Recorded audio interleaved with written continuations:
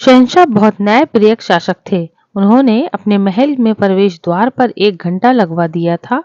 जिसको भी शिकायत हो वो उस घंटे को बजा सकता था ताकि शहंशाह आवाज को सुनकर न्याय कर सके। उनके राज्य में गरीब अमीर छोटे बड़े सब साथ न्याय किया जाता था। शहंशाह की दृष्टि में कानून सबके लिए बराबर था। शहंशाह अपराधी को दंड और निर्दोष को क्षमा करके सबके साथ न्याय करते थे। कई लोग न्याय के लिए शहंशाह के दरबार में अपनी शिकायतें लेकर आते थे। शहंशाह की पत्नी नूरजहां एक दिन धनुर्विद्या का अभ्यास कर रही थी। नूरजहां ने कुछ चुने हुए निशानों पर ही तीर चलाए। अभ्यास करते एक तीर नूरजहां ने हवा में चलाते हुए नदी की तरफ चला दिया, जो वहीं कहीं गिर पड़ा। इसके बाद नूरजहां अपने महल लौट आई। कुछ देर में महल में प्रवेश द्वार पर लगा हुआ घंटा जोर जोर से बजने लगा। पहरेदार ने देखा एक धोबन सी शक्तियां लेकर रो रही थी। उसके पास जमीन पर एक मृत शरीर रखा था और उसके हाथ में खून से सना हुआ तीर था। पहरेदार उस धोबन को शहंशाह के पास ले गए। धोबन शहंशाह को सलाम करके इंसाफ की दुहाई देने लगी। उसने शहंशाह को तीर दिखाते हुए कहा, हुजूर, इस तीर से किसी ने मेरे पति को मार डाला है, मुझे विधवा और मेरे बच्चों को अनाथ बना दिया है। अब मेरी और मेरे बच्चों की परवरिश कौन करेगा?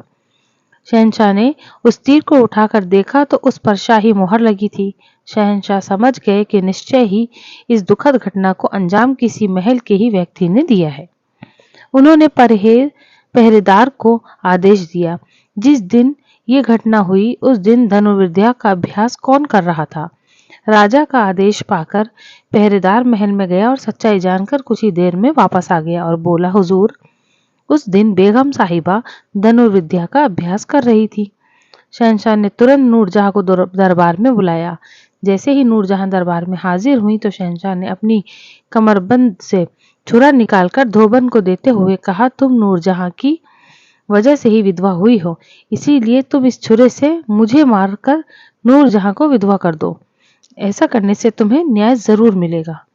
शहंशाह का न्याय सुनकर धोबन बहुत ही लज्जित हुई और बोली, हुजूर, आपकी हत्या करने से मेरा पति जीवित नहीं होगा, फिर मैं आपके जैसे न्यायवीर शहंशाह की हत्या करने का पाप कैसे कर सकती हूँ?